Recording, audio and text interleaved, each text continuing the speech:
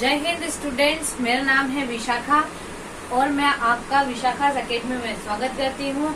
आज हम पढ़ेंगे इंटीजर्स पार्ट 2, जिसमें हम पढ़ेंगे multiplication of integers and division of integers और उनकी कुछ प्रॉपर्टीज। तो सबसे पहले हम पढ़ेंगे मल्टीप्लिकेशन ऑफ इंटीजर्स। तो मल्टीप्लिकेशन ऑफ इंटीजर्स क्या होता है? जब हम दो इंटीजर्स का मल्टीप्लाई करते हैं यानी उनका प्रोडक्ट निकालते हैं तो जो उनके आंसर्स आते हैं उनके बारे में हम कुछ चर्चा करेंगे। तो सबसे पहला हमारा बेसिक होगा मल्टीप्लिकेशन ऑफ इंटीजर्स का, कि जब हम एक पॉजिटिव इंटीजर लेंगे और दूसरा भी पॉजिटिव इंटीजर ही लेंगे, इन दोनों का जब हम क्या करेंगे, प्रोडक्ट करेंगे, तो आंसर क्या आएगा? एक पॉजिटिव इंटीजर ही आएगा।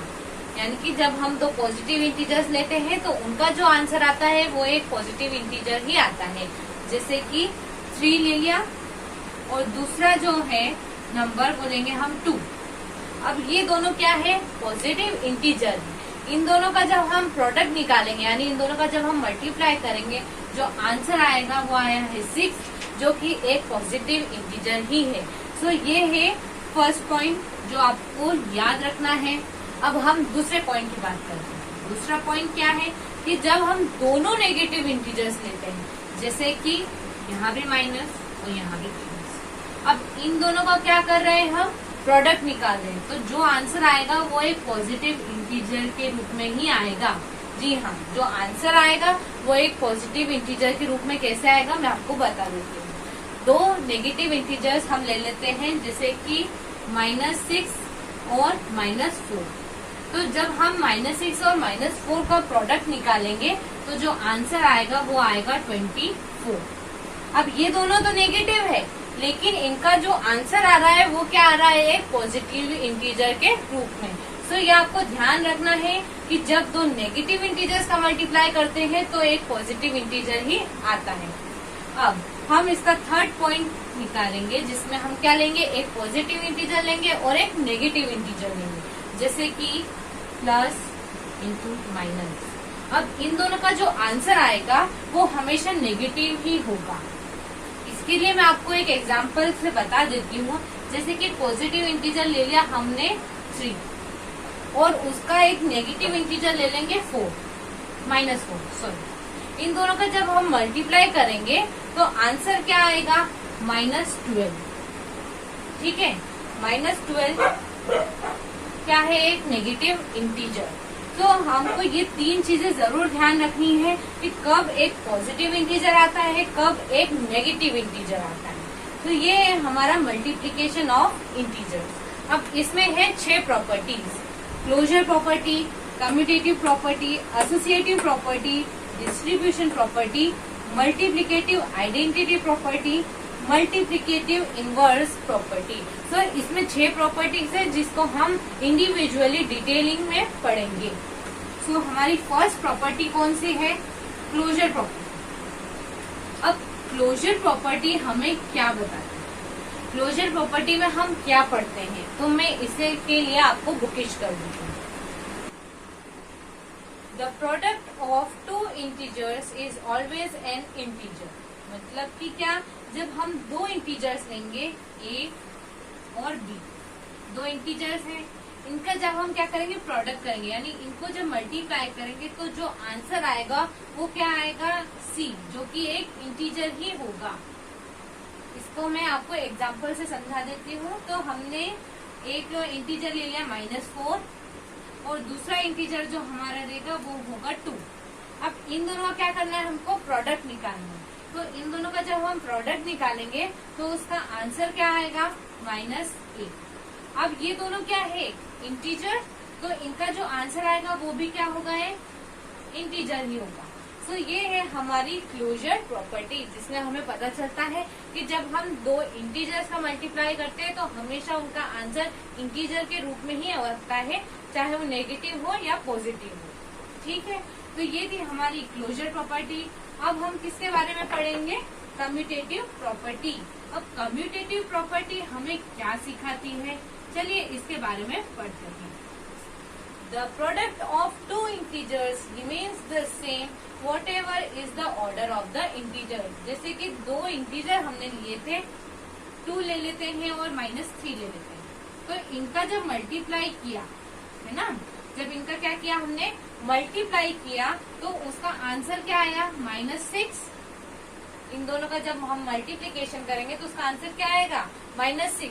लेकिन जब हम इन दोनों की जगह की अदला बदली कर देंगे, यानी आगे -3 आ गया और पीछे 2 आ गया, जब इन दोनों की जगह की अदला बदली हो जाएगी तब भी हमारा आंसर -6 ही होगा। इस -6 में कोई अंतर नहीं आएगा। सो ये है हमारी कम्यूटेटिव प्रॉपर्टी। कम्यूटेटिव प्रॉपर्टी ने हमें क्या सिखाया कि चाहे जगह की अदला बदली हो जाए लेकिन आंसर सेम ही रहता है। अब हम कौन सी प्रॉपर्टी पढ़ने वाले हैं? अब हम पढ़ेंगे एसोसिएटिव प्रॉपर्टी। एसोसिएटिव प्रॉपर्टी में हमने क्या सीखा? द प्रोडक्ट ऑफ 3 और more integers remains the same whatever the grouping of integers. यानी सबसे पहले तो हम एसोसिएटिव प्रॉपर्टी की हेडिंग डाल देते हैं जिससे आप लोग कंफ्यूज नहीं होंगे। ठीक है, तो एसोसिएटिव प्रॉपर्टी क्या बोल रही है कि अगर 3 इंटीजर्स है या 3 से ज्यादा इंटीजर्स है, जैसे कि A, B और C, इन तीनों का जब मल्टीप्लाई करेंगे तो आंसर आएगा D के रूप में। ठीक है, ये तीनों क्या है इंटीजर, तो इनका आंसर भी इंटीजर ही होगा। लेकिन अगर हम इन तीनों की जगह की अदला बदली भी कर देंगे तब हमारे आंसर पे कोई फर्क नहीं पड़ेगा। चलिए एक एग्जांपल ले लेते हैं। So let A be 2, B be 3 and C be 1। ये तीनों का हम क्या कर रहे हैं? प्रोडक्ट निकाल रहे हैं। तो इन तीनों का आंसर क्या आएगा? 6। ठीक है, अब आप इन तीनों की जगह को आगे पीछे भी कर देंगे, भले 2 को पहले 1 से मल्टीप्लाई कर दीजिए फिर 3 से करिए, फिर भी उसका आंसर 6 ही आएगा, उसमें कोई चेंज नहीं आएगा। आप मैंने यहाँ पे 3 इंटीजर्स लिए, आप चाहे तो 4 या उससे ज्यादा भी इंटीजर्स ले सकते हैं, लेकिन उसका आंसर सेम ही होगा। तो एसोसिएटिव प्रॉपर्टी में हमने ये सब चीजें पढ़ी। अब हम पढ़ेंगे फोर्थ प्रॉपर्टी। फोर्थ प्रॉपर्टी कौन सी प्रॉपर्टी है? Distribution property. अब डिस्ट्रीब्यूशन प्रॉपर्टी हमें क्या सिखाती है? चलिए इसके बारे में बुक से पढ़ते हैं। Distribution property of multiplication over addition for any 3 integers A, B and C भी है, यानी 3 इंटीजर्स ले लिए हैं A, B और C। तो जब हम A into B plus C करते हैं, ठीक है, तो उसका हम जब एक्सपांड करते हैं तो पहले हम A को B से मल्टीप्लाई करेंगे, जैसे कि ब्रैकेट खोलना होता है ना, हम इसमें वो चीज करेंगे। पहले A को B से मल्टीप्लाई किया, ब्रैकेट क्लोज कर दिया, फिर प्लस A को हम किससे मल्टीप्लाई करेंगे? C से। तो ये प्रॉपर्टी हमें ये बताती है कि या तो आप इनका ब्रैकेट में एडिशन करके फिर A से मल्टीप्लाई कीजिए, या फिर A into B plus A into C से भी आप कर सकते हैं। चलिए हम इन तीनों की वैल्यूज ले लेते हैं। Let A be 3, B be -2 और C को हम रखेंगे -4। ठीक है, अब हम क्या करेंगे? पहले LHS को प्रूव करेंगे और फिर हम RHS को प्रूव करेंगे। पहले LHS को प्रूव करेंगे। तो सबसे पहले हम क्या करेंगे? अंदर का जो ब्रैकेट है उसको सॉल्व करेंगे। सो -2 यहाँ प्लस माइनस क्या हो जाएगा? -4। ठीक है, इक्वल्स टू -2 प्लस -4 कितना होगा? -6। तो 3 इंटू -6 कितना होगा? -18। ये हमारा LHS का आंसर है। अब हमारा RHS का आंसर भी -18 ही आना चाहिए, तभी ये प्रॉपर्टी प्रूव होगा। तो अब हम RHS को प्रूव करते हैं। तो A की वैल्यू क्या है? 3 इंटू B की वैल्यू क्या है? -2। ठीक है, प्लस अब A की वैल्यू क्या है? 3 इंटू C की वैल्यू क्या है? -4। आप ब्रैकेट्स का जरूर ध्यान रखें। ब्रैकेट्स हमें इंटीजर्स का जो चैप्टर है उसमें ब्रैकेट्स बहुत इंपॉर्टेंट होते हैं। ठीक है, अब हम इसे सॉल्व करते हैं और इसका आंसर भी क्या आना चाहिए? -18। चलिए 3 इंटू -2 करेंगे तो कितना आएगा? -6 प्लस 3 इंटू -4 करेंगे तो इसका आंसर होगा -12। अब -6 प्लस -12 कितना होगा? -18।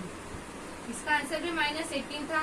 सो LHS equals to RHS hence proved, यानी आप या तो इसको इस तरीके से भी कर सकते हैं या फिर इसे एक्सपांड करके भी कर सकते हैं। तो ये है हमारी डिस्ट्रीब्यूशन प्रॉपर्टी। अब हम पढ़ेंगे मल्टीप्लिकेटिव आइडेंटिटी प्रॉपर्टी। ये प्रॉपर्टी बहुत ही इजी है। इस प्रॉपर्टी में हम क्या पढ़ते हैं कि कोई भी इंटीजर है, अगर आप उसे 1 से मल्टीप्लाई करेंगे तो वही सेम इंटीजर ही रिपीट होगा। जैसे कि कोई इंटीजर है a, उसको 1 से मल्टीप्लाई करेंगे तो a ही आएगा। इस चीज को हमने बचपन से ही पढ़ा है, जैसे 2 1 जा 2, 3 1 जा 3, या फिर कोई सा भी एग्जाम्पल 6 into 1 6 ही होगा, -7 into 1 भी -7 ही होगा। मतलब कि इंटीजर्स रिपीट हो जाएगा, उसका 1 से मल्टीप्लाई होने पर उस पर कोई फर्क नहीं पड़ेगा। तो ये है हमारी मल्टीप्लिकेटिव आइडेंटिटी प्रॉपर्टी। अब हम पढ़ेंगे मल्टीप्लिकेटिव इनवर्स प्रॉपर्टी। अब मल्टीप्लिकेटिव इनवर्स प्रॉपर्टी हमें क्या सिखाती है उस बारे में भी हम पढ़ लेते हैं, ठीक है। मल्टीप्लिकेटिव इनवर्स, इसमें ये होता है the product of an integer and it's reciprocals remains always 1, यानी कि कोई भी इंटीजर है a, उसका अगर हम प्रोडक्ट निकालेंगे या उसका मल्टीप्लाई करेंगे उसी के रेसिप्रोकल से, तो आंसर क्या आएगा 1। जैसे कि हम कोई सा भी इसमें इंटीजर ले लेते हैं, एक पॉजिटिव इंटीजर ले लेते हैं या फिर एक नेगेटिव इंटीजर। तो सबसे पहले हम बात करेंगे पॉजिटिव इंटीजर की, जैसे 2। अब 2 का मल्टीप्लिकेटिव इनवर्स क्या होगा, जो उसको मल्टीप्लाई करने पर 1 दे दे तो वो है उसका रेसिप्रोकल, यानी 1/2।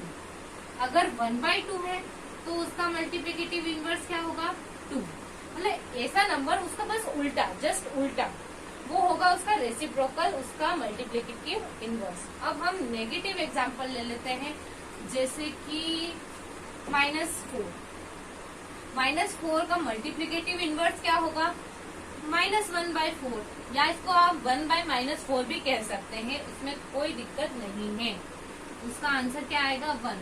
तो ये सब क्या है, इनके रेसिप्रोकल्स। तो इनके रेसिप्रोकल्स क्या रहते हैं, इनके मल्टीप्लिकेटिव इनवर्स, जिसमें इन दोनों का मल्टीप्लाई हमेशा क्या होगा 1 होगा, ठीक है। तो ये थे हमारी 6 properties. So multiplication of integers के ऊपर मैंने यहाँ पर 2 क्वेश्चंस ले लिए, जिससे आपको समझ में आ जाए कि मैंने अभी तक आपको क्या पढ़ाया है। सो फर्स्ट क्वेश्चन है हमारा -20 into -30 into 10। अब इन तीनों का हमको क्या निकालना है, प्रोडक्ट निकालना है, यानी इन तीनों को हमें मल्टीप्लाई करना है। तो इसमें अब कौन सी प्रॉपर्टी लगेगी, वो है एसोसिएटिव प्रॉपर्टी।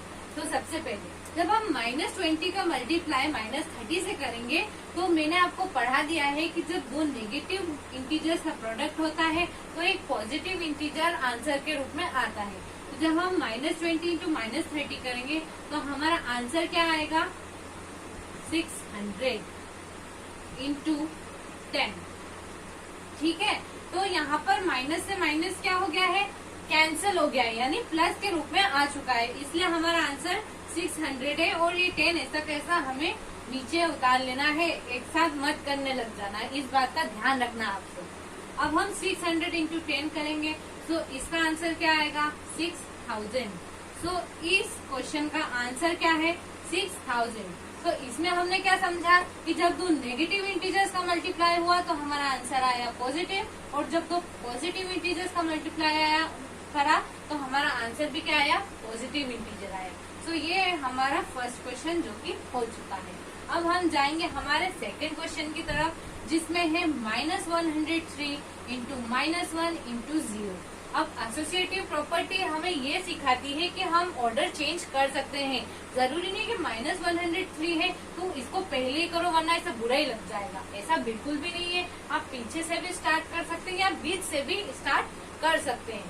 पर कुछ लोग जो बहुत मेहनत करते हैं, जिनको प्रॉपर्टीज नहीं आती है, वो क्या करेंगे, पहले इसको इससे मल्टीप्लाई करेंगे फिर उसको उससे करेंगे, जबकि हमें ऐसा नहीं करना है। हमें इस बात का ध्यान रखना है कि अगर हम जीरो दिखे जहाँ सबसे पहले वहां से स्टार्ट करिएगा, और 0 into कुछ भी करेंगे तो उसका आंसर 0 ही आएगा। इसका मतलब है कि आपको इतनी मेहनत नहीं करना है कि पहले -103 को -1 से मल्टीप्लाई करें फिर 0 से करें, ऐसा बिल्कुल मत कीजिए। अगर आपको कोई सा भी बड़ा क्वेश्चन है, भले यहाँ से लेके यहाँ तक का क्वेश्चन हो और आखिरी में इंटू 0 दिख जाए तो उसका आंसर 0 ही होगा। उसकी लेंथ से उस पर आंसर पे कोई फर्क नहीं पड़ेगा। तो इस बात का आप ध्यान रखिएगा। तो ये हमारे दोनों क्वेश्चन और उनके आंसर्स, चाहे तो आप स्क्रीनशॉट भी ले सकते हैं। अब हम पढ़ेंगे डिवीजन ऑफ इंटीजर्स, मतलब जब इंटीजर्स को डिवाइड किया जाता है और उनमें क्या प्रॉपर्टीज लगती है उनके बारे में तो हम पढ़ेंगे, पर पहले हम डिवीजन ऑफ इंटीजर्स के बारे में ही पढ़ेंगे। तो इनके बेसिक्स है, जब दो पॉजिटिव इंटीजर हैं इनको डिवाइड किया जाएगा, आप इस फॉर्म में भी लिख सकते हैं और इस फॉर्म में भी लिख सकते हैं, पर इसमें आप कंफ्यूज हो जाएंगे, इसलिए मैं इस फॉर्म में बता रही हूँ कि जब दो पॉजिटिव इंटीजर्स को डिवाइड किया जाएगा तो उनका जो आंसर आएगा वो एक पॉजिटिव इंटीजर ही होगा। फॉर एग्जाम्पल, अगर हम 6 और 3, अगर हम 6 को 3 से डिवाइड करेंगे तो उसका आंसर आएगा 2, जो कि एक क्या है, पॉजिटिव इंटीजर, देख ही सकते हैं। तो ये है हमारा फर्स्ट पॉइंट। सेकेंड पॉइंट क्या कहता है कि जब हम दोनों नेगेटिव इंटीजर्स को डिवाइड करेंगे तो उसका आंसर एक पॉजिटिव इंटीजर ही आएगा। जैसे कि आप देख सकते हैं दोनों नेगेटिव इंटीजर है लेकिन उनका आंसर क्या आ रहा है, एक पॉजिटिव इंटीजर के रूप में। जैसे हमने -4 ले लिया और इसको डिवाइड किया -2 से, तो जो आंसर आएगा वो आएगा 2। माइनस से माइनस कैंसिल होके प्लस में बदल जाता है और हमें एक पॉजिटिव इंटीजर मिल जाता है। अब हम थर्ड पॉइंट है प्लस और माइनस, यानी एक पॉजिटिव इंटीजर है और एक नेगेटिव इंटीजर है। जब हम पॉजिटिव इंटीजर को नेगेटिव इंटीजर से डिवाइड करेंगे तो जो हमारा आंसर आएगा वो एक नेगेटिव इंटीजर के ही रूप में ही आएगा। जैसे कि हम एक पॉजिटिव इंटीजर ले लेते हैं, जैसे कि 8, ठीक है। अब इसे हम कैसे डिवाइड करेंगे, -2 से, तो जो आंसर आएगा वो आएगा -4। आप चाहे तो प्लस माइनस की अदला बदली भी कर सकते हैं, जैसे कि -1 को डिवाइड करेंगे अगर 2 से तब भी आंसर -4 ही आएगा। या दोनों में से एक अगर नेगेटिव होगा और दूसरा अगर पॉजिटिव होगा तो आंसर हमेशा नेगेटिव ही आएगा, चाहे आगे वाला हो या पीछे वाला। सो ये है हमारे 3 मेन पॉइंट्स जिसको आपको याद रखना है फॉर डिवीजन ऑफ इंटीजर्स। अब इनकी हम क्या पढ़ेंगे, प्रॉपर्टीज। की प्रॉपर्टीज को अब हम डिटेल में पढ़ेंगे, जिसमें है closure property, commutative property, associative property, property of 0, division by 1, division of an integer by itself. So ये इसकी 6 प्रॉपर्टीज है जिसके बारे में हमें पढ़ना है। फर्स्ट प्रॉपर्टी है क्लोजर प्रॉपर्टी। तो अब हम पढ़ेंगे क्लोजर प्रॉपर्टी के बारे में। अब क्लोजर प्रॉपर्टी क्या होती है, चलिए मैं आपको इसके बुकिश कर देती हूँ। The closure property is not valid for division of integers. Closure property valid ही नहीं है। क्यों नहीं है, अब मैं आपको बता देती हूँ। जैसे कि हम दो इंटीजर्स ले लेते हैं, a और b। अगर हम इसको a को डिवाइड करेंगे b से, ठीक है, तो आंसर इंटीजर के रूप में ही आए ये जरूरी नहीं है। आंसर फ्रैक्शन में भी आ सकता है। अगर आंसर फ्रैक्शन में आता है तो फ्रैक्शन एक इंटीजर कभी नहीं होता है, मैंने आपको पहले भी बताया है। तो अब इसका एक एग्जांपल ले लेते हैं हम, जैसे कि a है 7 और b है 3। तो अगर हम 7 को 3 से डिवाइड करेंगे तो आंसर 7/3 ही होगा या फिर डेसिमल में आएगा, जो कि एक इंटीजर तो बिल्कुल भी नहीं होता। वो एक रियल नंबर जरूर हो सकता है लेकिन इंटीजर नहीं होता है।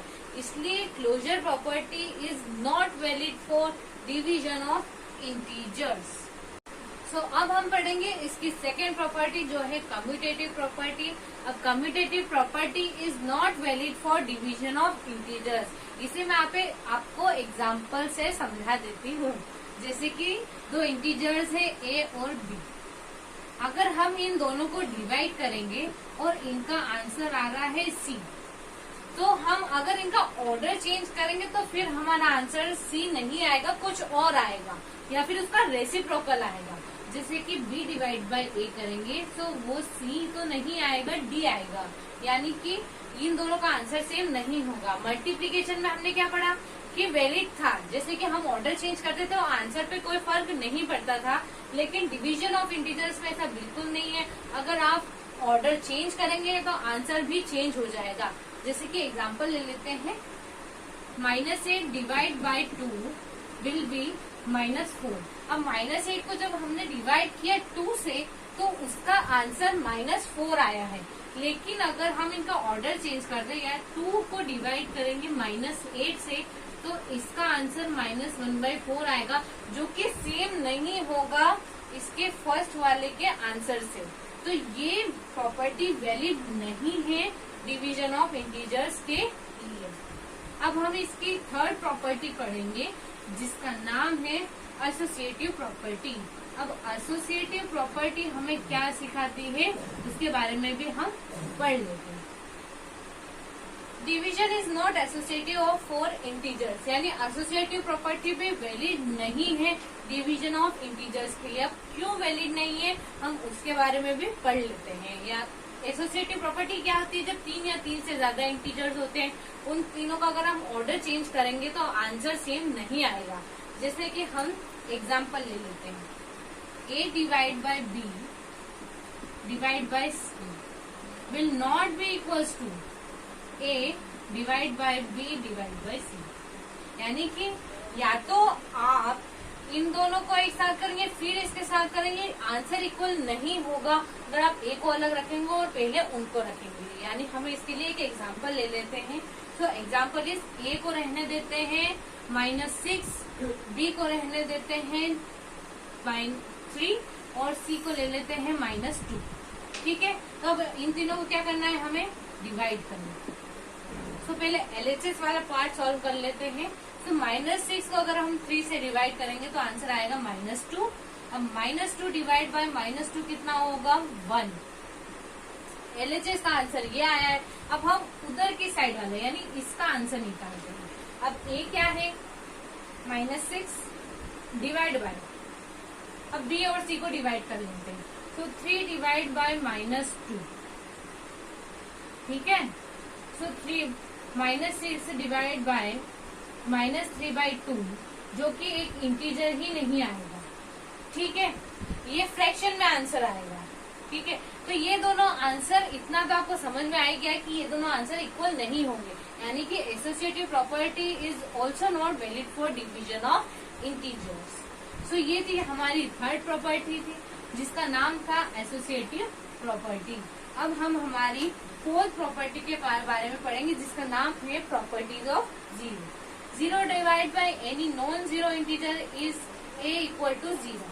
मतलब कि कोई भी नंबर है 7, 8, कोई भी नंबर जो आपकी पसंद का हो, नेगेटिव भी ऐसा ले सकते हैं। अगर मैं यहाँ पर पॉजिटिव एग्जांपल भी ले रही हूँ बहुत सारे में, तो जरूरी नहीं है कि वो सिर्फ पॉजिटिव एग्जांपल्स के लिए वैलिड है, आप नेगेटिव नंबर भी ले सकते हैं। जैसे कि माइनस कर दो इन दोनों को। अब इन दोनों को 0 को डिवाइड करेंगे, यानी 0 डिवाइड बाय एनी इंटीजर, 0/9, 0/2, कोई सा भी इंटीजर ले लो, आंसर हमेशा क्या आएगा, इनका 0 ही आएगा। पर ये ध्यान रखिए कि 0 ऊपर होना चाहिए। अगर 0 नीचे है, जैसे कि अगर -7 को 0 से डिवाइड करेंगे तो इसका आंसर नॉट डिफाइंड आएगा, मतलब कि इसका कोई आंसर ही नहीं है, वैलिड ही नहीं है। ठीक है, तो ये बात आपको ध्यान रखनी है। और 0 को किसी भी नंबर से डिवाइड करेंगे तो उसका आंसर 0 ही आएगा। अब हमारी फिफ्थ प्रॉपर्टी है डिवीजन बाय 1। ये भी बहुत इजी प्रॉपर्टी है, बहुत जल्दी आपको समझ में भी आ जाएगी। इसका मतलब ये है कि कोई सा भी नंबर, जैसे कि -9, ठीक है, इसको अगर आप 1 से डिवाइड करेंगे तो नंबर इटसेल्फ ही आ जाएगा, मतलब उस नंबर में कोई चेंज नहीं आएगा। जैसे कि एक और एग्जांपल ले लेते हैं 8 को आप अगर डिवाइड करेंगे 1 से तो 8 ही आएगा। यानी कोई भी इंटीजर है, अगर आप उसको 1 से डिवाइड कर रहे हैं तो इंटीजर इटसेल्फ आ जाएगा with no change in sign और नो चेंज इन नंबर। ठीक है, कोई चेंज नहीं होगा। तो ये है हमारा डिवीजन बाय 1 की प्रॉपर्टी। अब हम पढ़ेंगे हमारी last property, division of an integer by itself. यानी एक इंटीजर को खुद से डिवाइड करेंगे। तो उसका आंसर हमेशा 1 ही आएगा। जैसे कि -7 है, ठीक है, उसको खुद से यानी -7 से ही डिवाइड करेंगे, या आप इसे ऐसा भी लिख सकते हैं, तो उसका आंसर क्या आएगा? 1 ही आएगा। ठीक है, अगर आप 8 को डिवाइड करेंगे 8 से, तो उसका आंसर भी क्या आएगा? 1 ही आएगा। ठीक है, तो आपको इस बात का ध्यान रखना है। तो ये थी हमारी 6 प्रॉपर्टीज जिसको मैंने आपको डिटेल में समझा दिया है, और अब हम इन पर एक क्वेश्चन ले लेते हैं। मैंने यहाँ पर 2 क्वेश्चंस ले लिए हैं जो डिवीजन ऑफ इंटीजर्स की प्रॉपर्टीज पर बेस्ड है। हमारा फर्स्ट क्वेश्चन है 36 डिवाइड बाई 18। सबसे पहले हमें इस डिवाइड साइन के फॉर्म को चेंज करना होगा, यानी 36 जो नंबर पहले लिखा है उसके ऊपर रखना है, फिर एक डंडा बनाना है, फिर उसके नीचे जो बाद वाला नंबर है यानी 18 जो छोटा नंबर है वो नीचे आता है। पर ऐसा जरूरी नहीं है कि हमेशा छोटा नंबर ही नीचे आएगा, छोटा नंबर ऊपर भी आ सकता है। तो ये सबसे पहला फॉर्म है जिसमें आपको कन्वर्ट करना रहता है इस डिवाइड वाले साइन को। अब हम 18 को डिवाइड करेंगे 36 से, तो आपको 18 की टेबल याद होगी। तो 18 2 से क्या होता है 36, तो हमारा आंसर क्या है 2। अगर आपको ये मेथड नहीं आता तो एक और मेथड है जिसकी हेल्प से आप बहुत जल्दी क्वेश्चंस को कर सकते हैं। तो हमें सबसे छोटा नंबर लेना है जिससे कि दोनों डिवाइड हो जाए। तो सबसे छोटा नंबर कौन सा है? तो इन दोनों के लास्ट में आप देख सकते हैं कि इवन नंबर है, और हमने जो छोटी क्लासेस है यानी 6th क्लास में हमने प्रॉपर्टीज पढ़ी है कि जिनके लास्ट में इवन नंबर होते हैं वो 2 से डिविजिबल होते हैं। तो हम 2 की पहले नीचे वाले नंबर को देखेंगे। नीचे वाला नंबर क्या है 18, जो 2 की टेबल में कितने टाइम्स आता है 9 टाइम्स। तो हमने कट करके क्या लिख दिया 9। अब जो ऊपर का नंबर है 36, वो 2 की टेबल में कितना टाइम्स आता है? तो सबसे पहले आप देखिए, ध्यान से देखिएगा, मैं काट रही हूँ यहाँ पे 2 1 जा 2, ठीक है। 2 1 जा मैंने यहाँ पर क्या करा है 2, तो बचा कितना है 1 जो कि 16 बन चुका है अब, और 2 8 जा क्या होता है 16, ठीक है। अगर आपको ऐसे समझ में नहीं आ रहा है तो फिर भी मैं आपको बता देती हूँ कि 2 डिवाइड बाई 36 करेंगे तो ऐसा करते हैं ना, 2 1 जा 2, -1 बच रहा है, फिर 6 नीचे आ रहा है, फिर 2 8 जा क्या होता है 16। तो मैंने वो मेथड यहाँ पर जल्दी से जल्दी करने की कोशिश की है। अगर आप ये ट्रिक अप्लाई करेंगे तो आप भी एग्जाम में जल्दी से जल्दी आंसर्स ला पाएंगे। तो 2 का आंसर कब आएगा 18, जब हम उसे 36 से डिवाइड करेंगे। यहाँ पर क्या लिख दिया हमने 18। अब 9 और 18 ऐसा कौन सा छोटा नंबर है? जरूरी नहीं है कि अब हम छोटा नंबर ले, जब नीचे 9 आ गया है और अगर 9 की टेबल में 18 आ रहा है तो हमें 9 2 से क्या होता है 18। इससे भी हमारा आंसर 2 ही आया है। ये वो उन बच्चों के लिए है जिनको 18 की टेबल डायरेक्ट नहीं आती है और जिनको अभी डायरेक्ट एकदम डिवाइड करना नहीं आता है, वो ये ट्रिक का यूज कर सकते हैं जो कि बहुत इजी होगा उनके लिए। तो ये हमारा आंसर आ गया है 2 इसका, ठीक है। तो ये इसका आंसर है। अब हम सेकेंड क्वेश्चन की तरफ बढ़ते हैं जिसमें हमारा सेकंड क्वेश्चन है -11 divide by dash equals to 1।